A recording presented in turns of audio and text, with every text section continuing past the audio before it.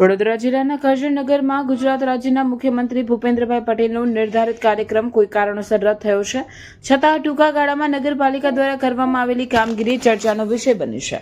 આ મુદ્દે કરજણ તાલુકા કોંગ્રેસ પ્રમુખ પિન્ટુભાઈ પટેલે નગરપાલિકાની કામગીરી પર કટાક્ષ કરતા મુખ્યમંત્રીનો આભાર વ્યક્ત કર્યો છે। જનતાના પ્રશ્નો અને પાલિકાની સક્રિયતા। કોંગ્રેસ પ્રમુખના જણાવ્યા અનુસાર કરજણ નગરપાલિકાના ચૂંટાયેલા પ્રતિનિધિઓ લાંબા સમયથી ઘોર નિદ્રામાં હોવાનો આક્ષેપ છે।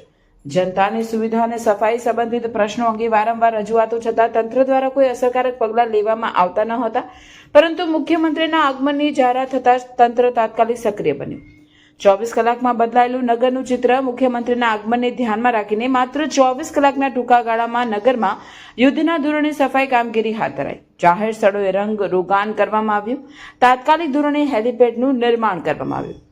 કોંગ્રેસ પ્રમુખનો કટાક્ષ અને અભિનંદન। પિન્ટુભાઈ પટેલે જણાવ્યું કે મહિનાઓથી અટવાયેલા કામો મુખ્યમંત્રીના પ્રવાસના સમાચાર મળતા 24 કલાકમાં પૂર્ણ થઈ ગયા। આ બદલ તેમણે મુખ્યમંત્રીનો આભાર વ્યક્ત કરતા કટાક્ષ રૂપે ઉમેર્યું કે મુખ્યમંત્રીએ વારંવાર કરજણની મુલાકાત લેવી જોઈએ, જેથી તેમના બહાને પણ કરજણની જનતાને સફાઈ અને મૂળભૂત સુવિધાઓ મળતી રહે।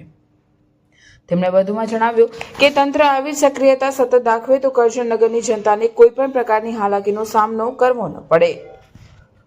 મુખ્યમંત્રીનો ખૂબ ખૂબ ધન્યવાદ, જેઓ કરજણની મુલાકાતે આવવાના હતા આજ 18 તારીખના રોજ।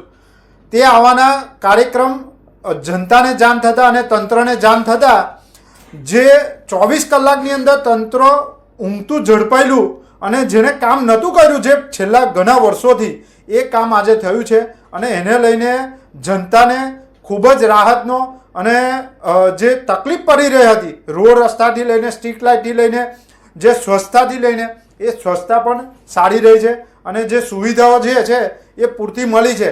આજે એવું લાગે છે કે જે ટેક્સ અમે ભરીએ છીએ એની પૂરતી સુવિધા અમને મળી રહી છે એવો અહેસાસ થાય છે। તો અમે માનનીય મુખ્યમંત્રી ભૂપેન્દ્રભાઈ પટેલને કહીએ છીએ કે અવારનવાર કરજણની મુલાકાત કરતા રહે અને આવી સ્વચ્છતા અને જે આ સુવિધા છે એનો લાભ અમને મળતો રહે।